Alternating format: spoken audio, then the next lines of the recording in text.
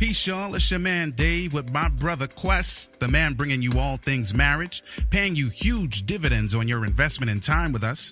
We're talking about love, sex, having children, money, spirituality, life, communication, and anything else to help you thrive and win in your relationships. And guess what?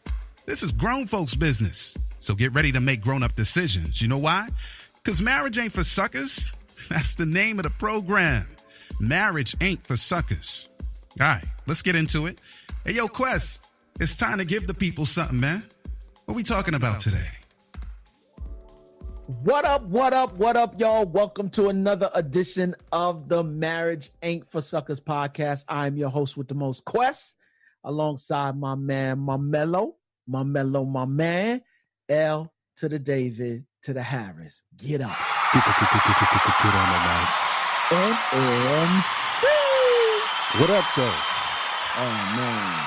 Yep. Welcome, everybody. Welcome. Come on in here, man. What's up, everybody? Because class is in session. I love it. D, man, let me tell you something.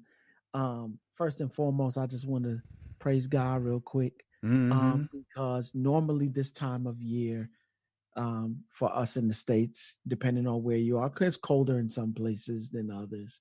You know what I'm saying? And I'm not a fan of the cold. I think everybody knows that. Although we grew up in New York for a good number of years, you know what I'm saying? Like, I'm not feeling the cold. That's probably why you down in JA living it up. You know what I'm saying? But like, for real, today is 75 degrees. And wow. I feel like spring house.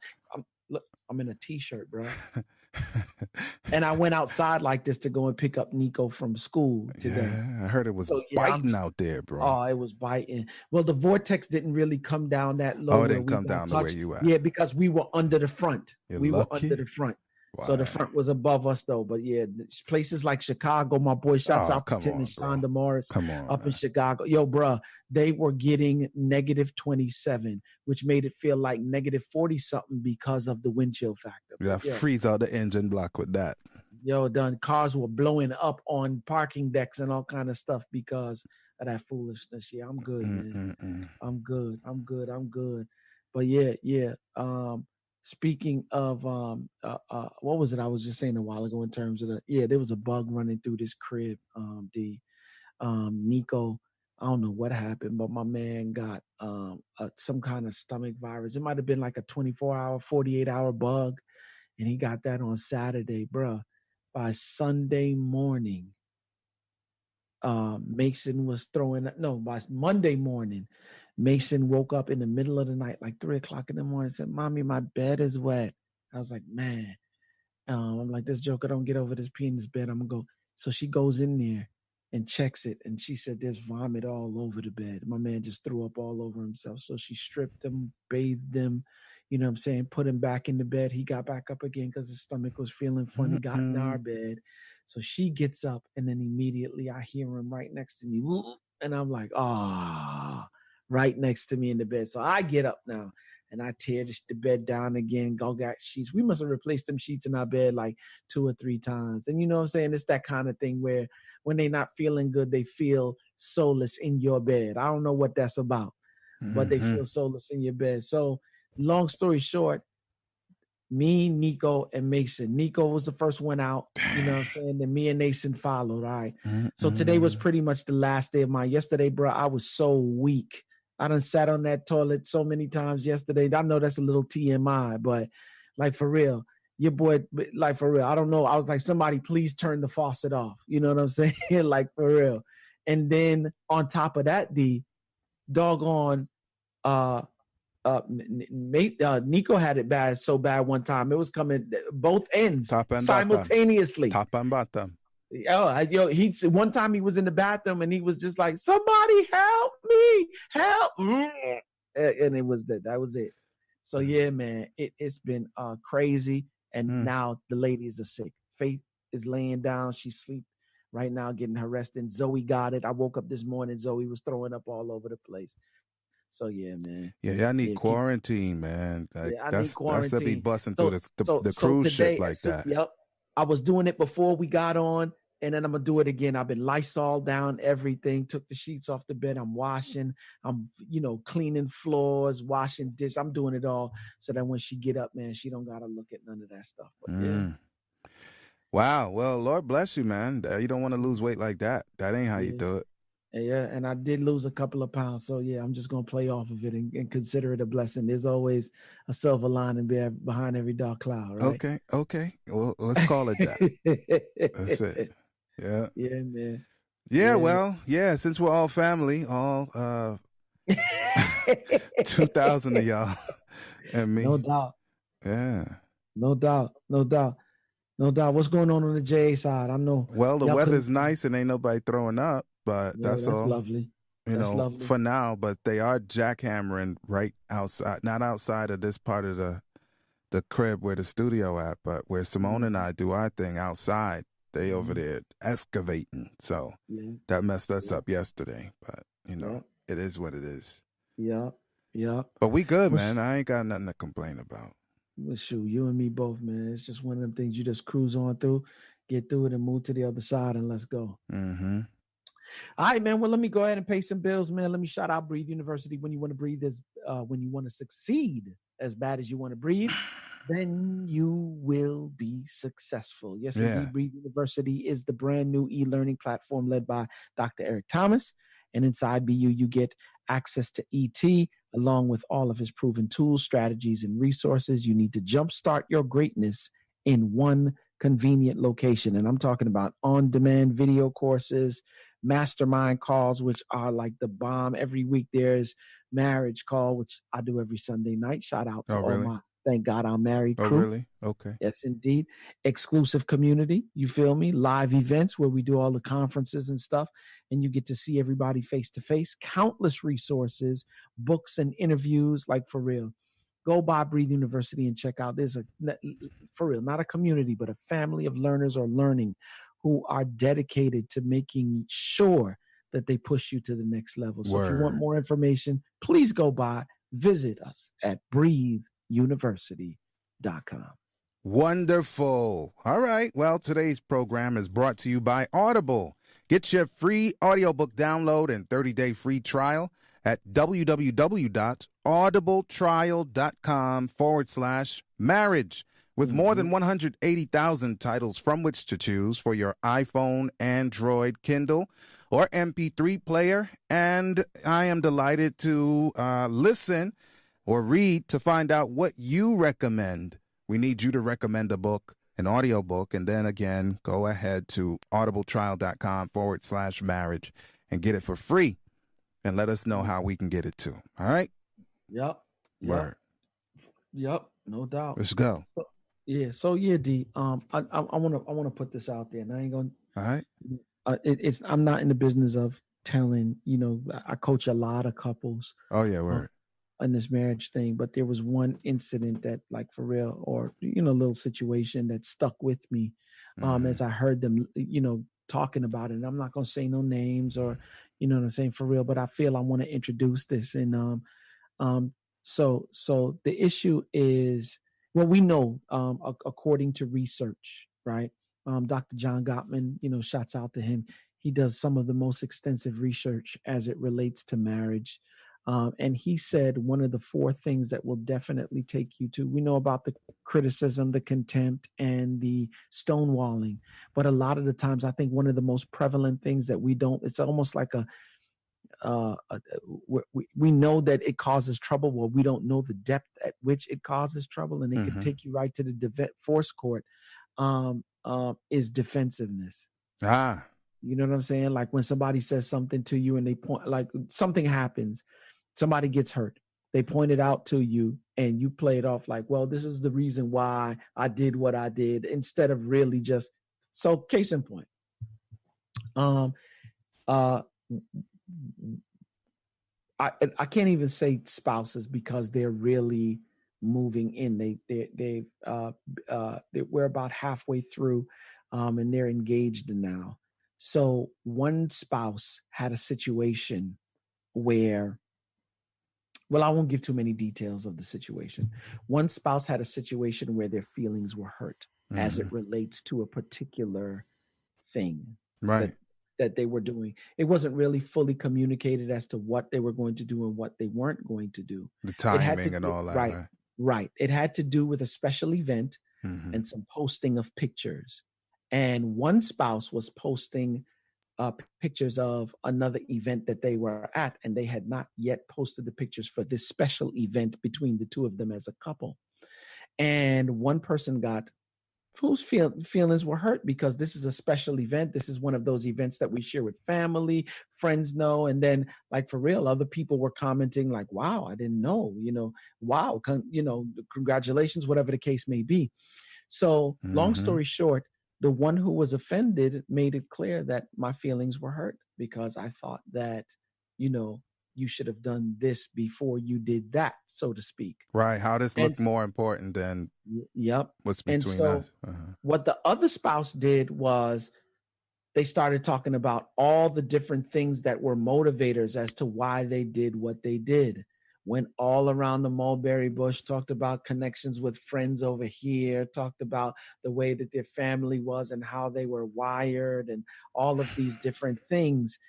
Like for real. And the person on the receiving end whose feelings was hurt, like for real. I know if it was me, all I would have been here thinking in my mind is, you don't care.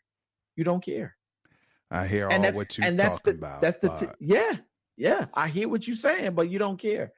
And I what I've realized, D, is that, like, for real, and from what I understand, they went the entire day going back and forth when really and truly this situation could have been nipped in the bud in the morning by simply saying, I'm sorry. That was never my intent. And they could have been going now. If he wanted to address as to why he did what he did, he could have did that after he addressed the initial issue, which was somebody's feelings was hurt. Now, for us who are a little bit mature in this marriage thing, you know what I'm saying, D? Simone come to you, Faith come to me and say, you hurt my feelings. Like, I'd have been like, okay, yep. What did I do?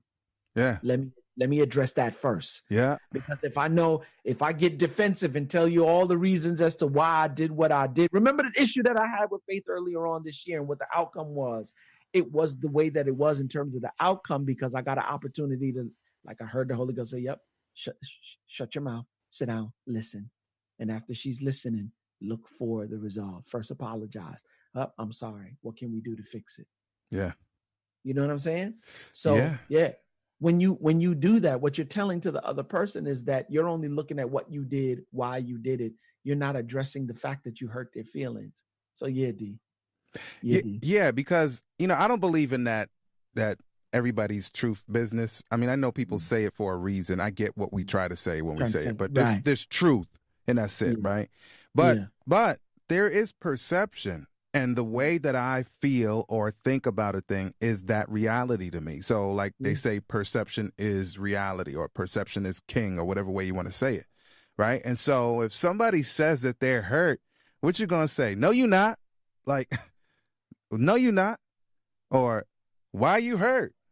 Not even beginning to try to discover the heart of the person, because we're talking about, in this case, the most important person to me at the moment.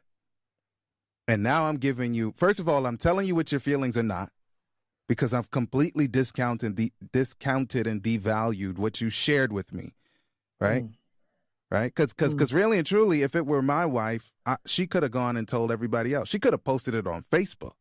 Be like, this don't get it. And put it all on Facebook. Yeah. But if she spares you that, and she's being intimate with you to say, this is my heart, regardless of how it comes out, that's a whole different program. Absolutely. But this is my heart. I'm sharing it with you. And you, like when we were kids, you break it like a stick on your knee. Pop. No, it isn't. Because that's what it's abrupt. That's what it feels like. Like this dude really is not listening. Like he really doesn't get it. And depending on what stage in a relationship somebody is, there may be regret. There may be apprehension for moving forward. Because it's like, yo, if this is a foretaste of what next, count me out. Imagine doing this in the beginning stages when you're trying to solidify your core values and you're trying to see if this person is lining up with the core values that you have for yourself. That could be the deal breaker that causes you to lose out on one of the greatest things that have ever happened to you. Real talk. It's like, because this dude or this woman's not even listen. You can't even listen. So what about all the other stuff? Like, you can't even listen? Yeah. That's all we're talking about here, Quest. Yeah. We're not talking about moving mountains. We're talking about listening. Listening. Yep. I think somebody said one time, that's why God gave us 2 ears and 1 mouth. Let's get that perspective, man. Come on. Ratios. Get it, man. Yeah, but let's count, add can't some. you? Yeah, let's add some meat to the bones. Yeah. Earlier on today, we were talking about help side defense. Oh, yeah. Yeah. I wanna go there because we used to. Well, I'm gonna say we both used to be ballers. You may still be, but I ain't. Yeah.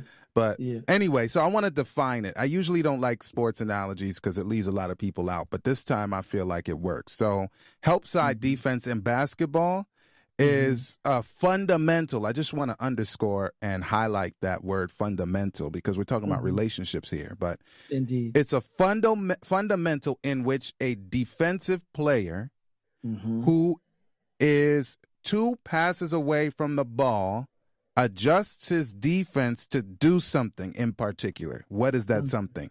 To help another teammate defend the ball handler.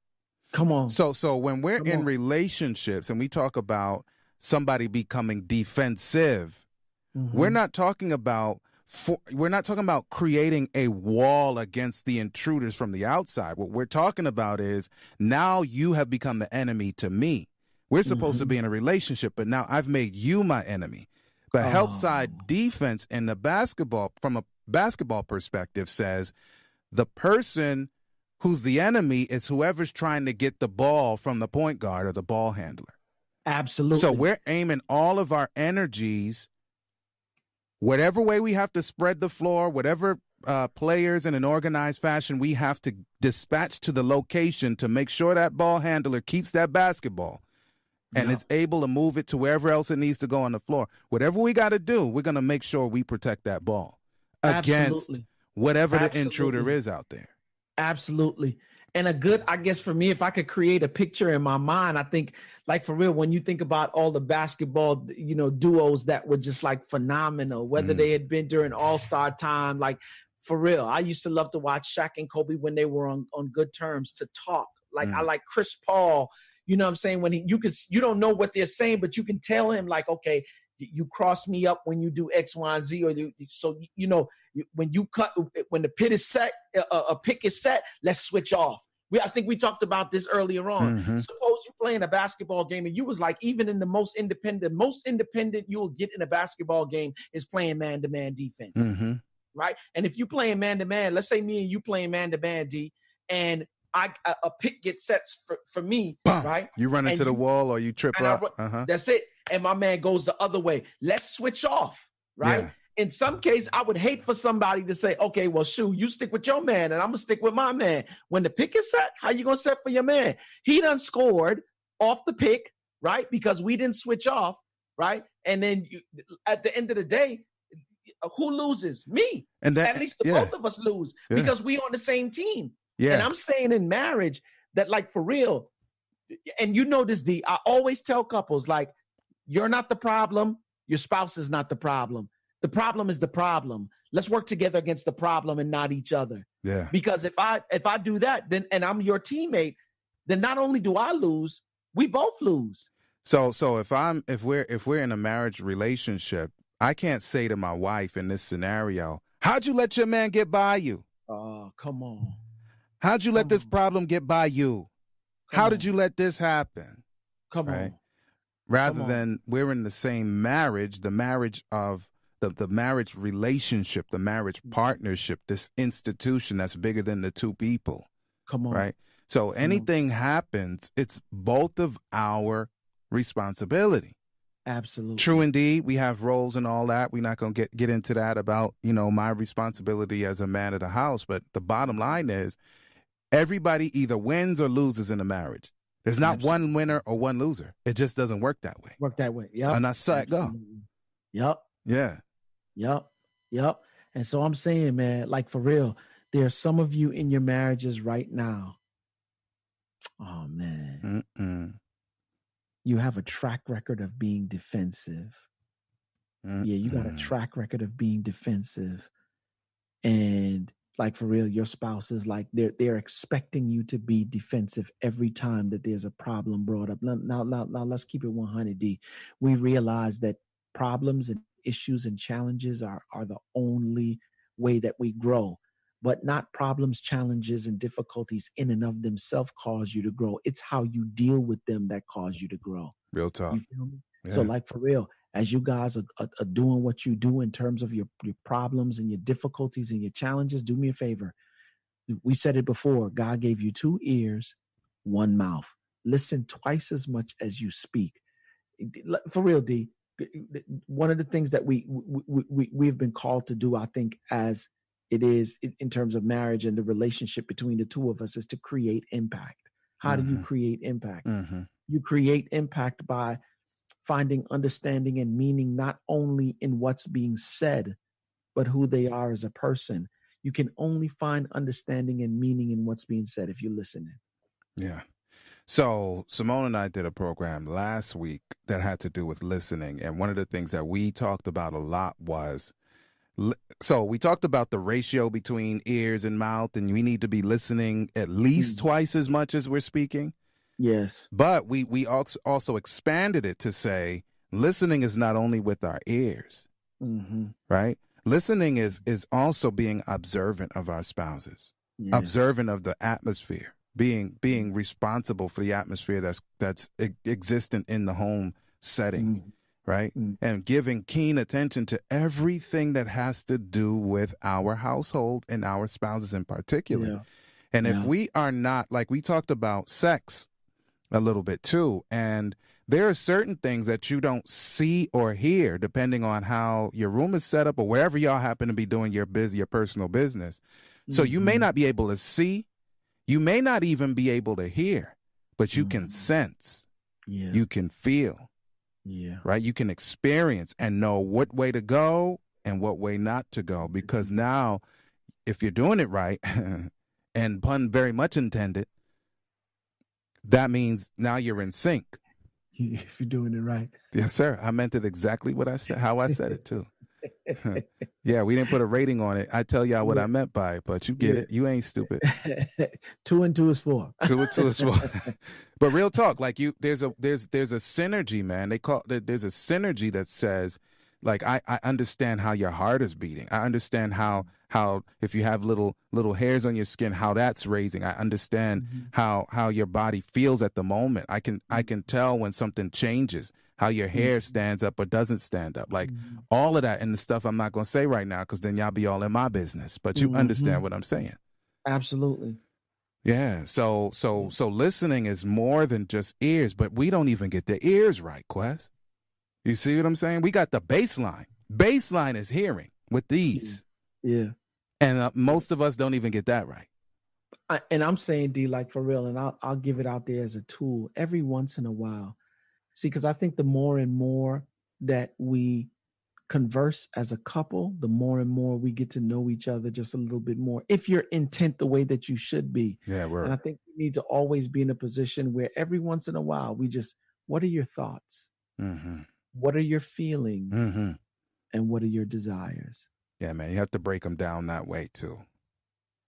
Yeah. Because a lot of people will ask you what you're thinking, but they don't ask you what you're feeling about what you're thinking, much less what you want to do in terms of your feelings and your thoughts. Because asking me what I think is an easy question because I'm so cerebral. Oh, yeah. So what you think about this? Bum, bum, bum, bum, bum, bum. I got you with those thoughts. Yeah. Now push pause and let me now express yourself emotionally.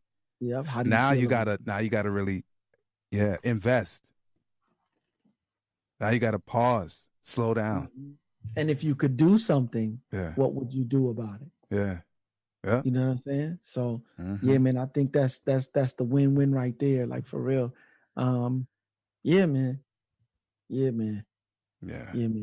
I think, man, like a lot of spouses could, because it's on both sides of the fence. I think, of course, one of the things that ladies say or ladies desire the most, or wives, spouses, whatever, is to be heard, to be understood. But I think there's some ladies too that even though your man don't speak much, that don't mean that that you shouldn't listen. True You know indeed. what I'm saying? Like when they do speak, they speaking for a reason. Oh yes, I like that. Yeah, yeah, yeah. Man, so much in it, man. But I So think much.